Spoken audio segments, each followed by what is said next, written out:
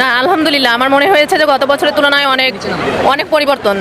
কারণ গত বছর হয়েছিল কি, আমি যাওয়ার সময় গেট দিয়ে ঢুকতে পারিনি, আমাকে জানালা দিয়ে ঢুকতে হয়েছে, কম ছিল। সরকার আলহামদুলিল্লাহ এখন যা চলতেছে দেশ ঠিক আছে, ভালো। তারা অনেক এক্সপার্ট, আমাদের যারা এখন দেশ চালাচ্ছেন অনেক এক্সপার্ট দেখতে পাচ্ছি। এখন আমাদের জনগণের উচিত একটু সহনশীল হওয়া, সময় দেওয়া। 2029 সাল পর্যন্তই ডক্টর মোহাম্মদ ইউনূসকে ক্ষমতায় রাখতে হবে, ক্ষমতায় থাকবেন। একটা রিপোর্ট দেখে ভালো লাগলো, সেটা হলো যে জুলাই অভ্যুত্থানের নারী শিক্ষার্থীদের যুক্তরাষ্ট্রের সম্মানজনক পুরস্কার। প্রিয় দর্শক, কপাল খুলে গিয়েছে ডক্টর মোহাম্মদ ইউনূসের। ক্ষমতায় থাকবেন আরও 4 বছর, 2029 সাল পর্যন্ত ক্ষমতায় থাকবে ডক্টর মোহাম্মদ ইউনূস। এমনকি তাকে সাপোর্ট করেছে চীন যুক্তরাষ্ট্র। এই ভিডিওতে দেখতে পারবেন যে কিভাবে সাধারণ জনগণও তাকে ক্ষমতায় চাইছে।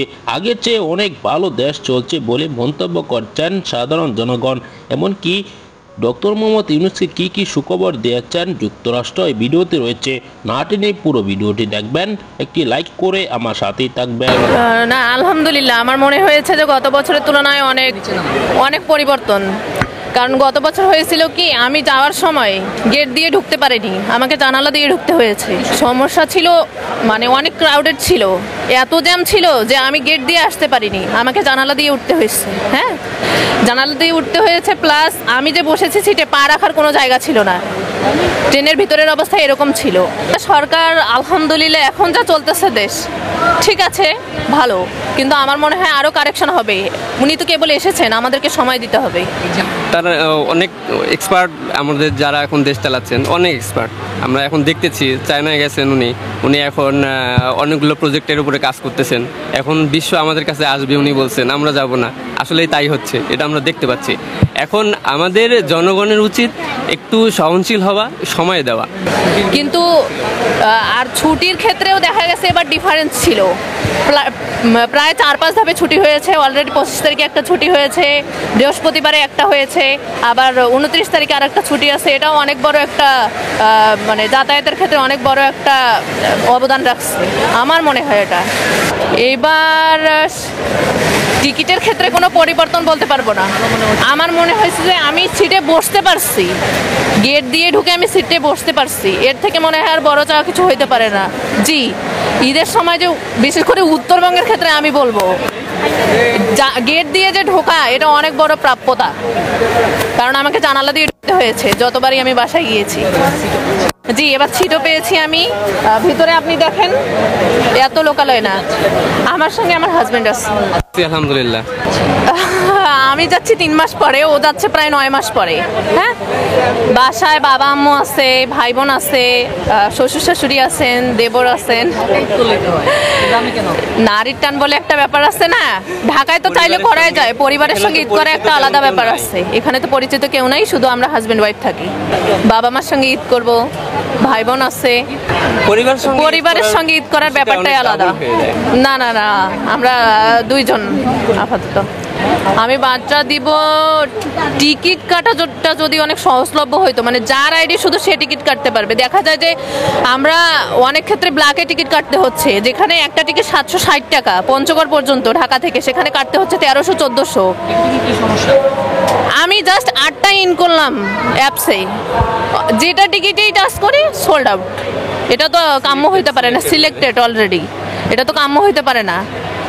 আমার মনে হয় এরকম কিছু সিন্ডিকেট আছে যারা, অবশ্যই না হলে আমি জাস্ট 8টা 00 সেকেন্ডে ঢুকেছি অ্যাপসে। অবশ্যই সমস্যা আছে, এটা আরো কারেকশন হবে, আর একটু আপগ্রেড হওয়া উচিত আমার মনে হয়। সরকারের প্রতি আমার বার্তা, সরকার আলহামদুলিল্লাহ এখন যা চলতেছে দেশ ঠিক আছে, ভালো। কিন্তু আমার মনে হয় আরো কারেকশন হবে। উনি তো কেবল এসেছেন, আমাদেরকে সময় দিতে হবে।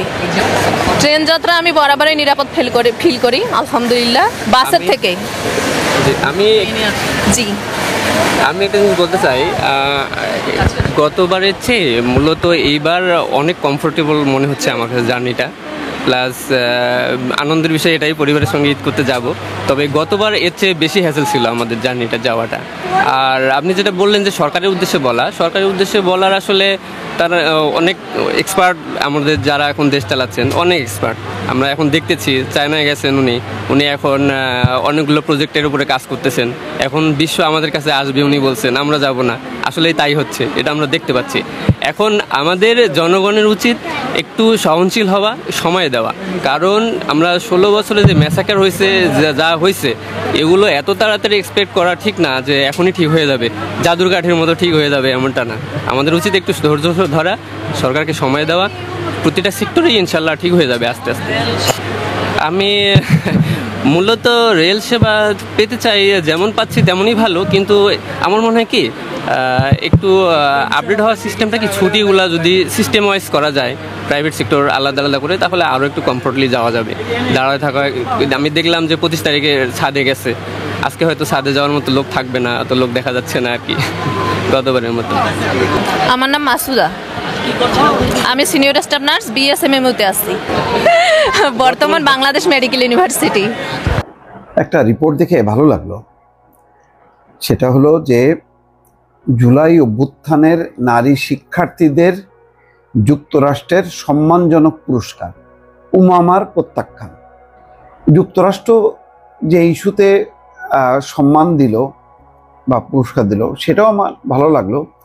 আবার উমামা যে প্রত্যাখ্যান করলো, সেটাও আমার ভালো লাগলো। দুটোই ভালো লাগলো। কেন ভালো লাগলো একটু ব্যাখ্যা করছি এই কারণে যে বাংলাদেশের এই গণ অভ্যুত্থানকে, যেমন আমাদের প্রতিবেশী রাষ্ট্র ভারত, তারা এটা মনে করে যে এটা জঙ্গিদের একটা উত্থান, মৌলবাদীদের উত্থান, খিলাফত প্রতিষ্ঠার একটা সূচনা, এইভাবে বিকৃত করে। তারা এই অভ্যুত্থানকে প্রশংসা করে না, বরং সংখ্যালঘুদের উপর অত্যাচার, নির্যাতন এইভাবে বলার চেষ্টা করে, যেটা আওয়ামী লীগ বা শেখ হাসিনা বলেন। তো সেই জায়গায় যুক্তরাষ্ট্র এই জুলাই অভ্যুত্থানে সাহসী নারীদের ভূমিকাকে প্রশংসা করছে। বলছে যে শত নির্যাতন অত্যাচারের পরেও এবং ইন্টারনেট বিচ্ছিন্ন করার পরেও তারা সাহসিকতার সাথে লড়াই করে গেছে। প্রিয় দর্শক, আপনারা জানেন বর্তমান সময়ে ডক্টর মোহাম্মদ ইউনূসকে সাপোর্ট করছে চীন, যুক্তরাষ্ট্র, এমনকি পাকিস্তান, এমনকি সেনাপ্রধান কয়েকদিন যাবৎ ধরে তার বিরুদ্ধে থাকলেও কিন্তু এখন সেনাপ্রধানও ডক্টর মোহাম্মদ ইউনূসের পাশে আছে বলে জানা যাচ্ছে। একের পর এক বৈঠক করছে ডক্টর মোহাম্মদ ইউনূসের সাথে সেনাপ্রধান ওয়াকারুজ্জামান। কিছুদিন আগে ভারতীয় মিডিয়া বলতেছিল যে সেনাপ্রধানের সাথে ডক্টর মোহাম্মদ ইউনূসের সম্পর্ক ভালো যাচ্ছে না, এমনকি সেনাবাহিনী ক্ষমতা দখল করবে। কিন্তু সেটি কিছুতেই সম্ভব নয়। ডক্টর মোহাম্মদ ইউনূসের পাশে আছে সেনাপ্রধান, তা কিন্তু বোঝা যাচ্ছে ডক্টর মোহাম্মদ ইউনূসের সাথে একের পর এক বৈঠকই। দর্শক, এই ভিডিওতে আপনারা দেখেছেন কিভাবে যুক্তরাষ্ট্র সাপোর্ট করেছে শিক্ষার্থীদের সাপোর্ট করা মানে ডক্টর মোহাম্মদ ইউনূসকেও সাপোর্ট করা। দর্শক, এসব বিষয় নিয়ে আপনার কি মতামত জানাবেন। পরবর্তী ভিডিওগুলো সবার আগে পেতে চ্যানেলটিকে সাবস্ক্রাইব করে পাশে থাকা বেল বাটনটি অন করে দিবেন। ভিডিওতে একটি লাইক করে শেয়ার করে অন্যদেরকে দেখার সুযোগ করে দিবেন। এই মুহূর্তে বিদায় নিচ্ছি, দেখা হবে পরবর্তী কোনো ভিডিওতে। সে পর্যন্ত ভালো থাকুন, সুস্থ থাকুন। আসসালামু আলাইকুম ওয়া রাহমাতুল্লাহ।